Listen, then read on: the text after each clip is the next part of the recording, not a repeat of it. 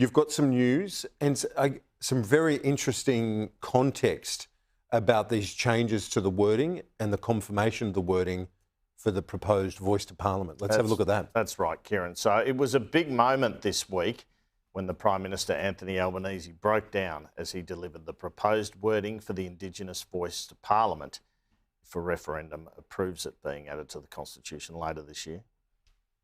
To not put this to a vote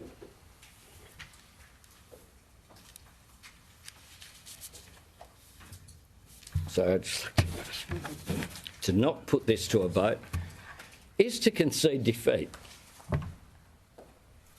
You only win when you run on the field and engage. And let me tell you, my government is engaged. I feel, as the Prime Minister, an incredible responsibility. So if the referendum gets through, these would be the words in the Constitution.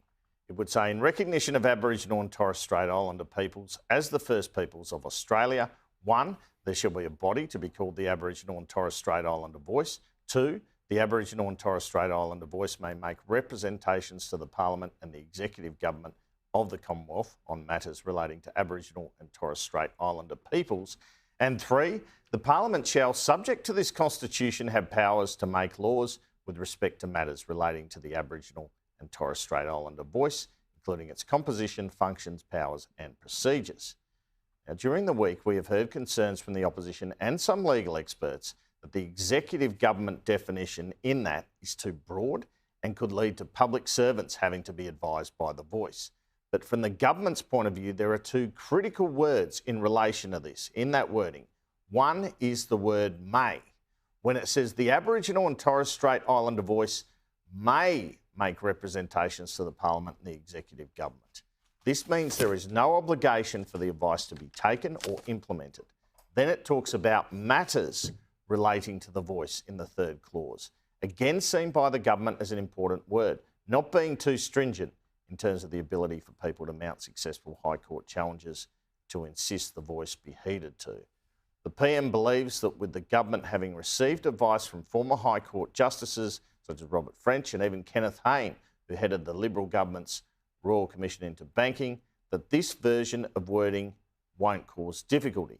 But it seems clear now that Opposition Leader Peter Dutton will oppose the voice and warn of High Court challenges that it would create, this change to the Constitution.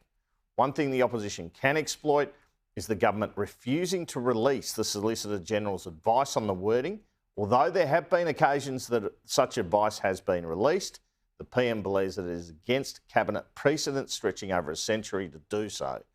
Now, on the weekend in the 9 newspapers, we saw another poll in support of the voice, 57-43, but just a third of coalition voters support it. And in WA and Queensland, the race is getting tighter for the referendum. The PM needs 4 of 6 states, but it would be handy for confidence for the change if he were to win all 6.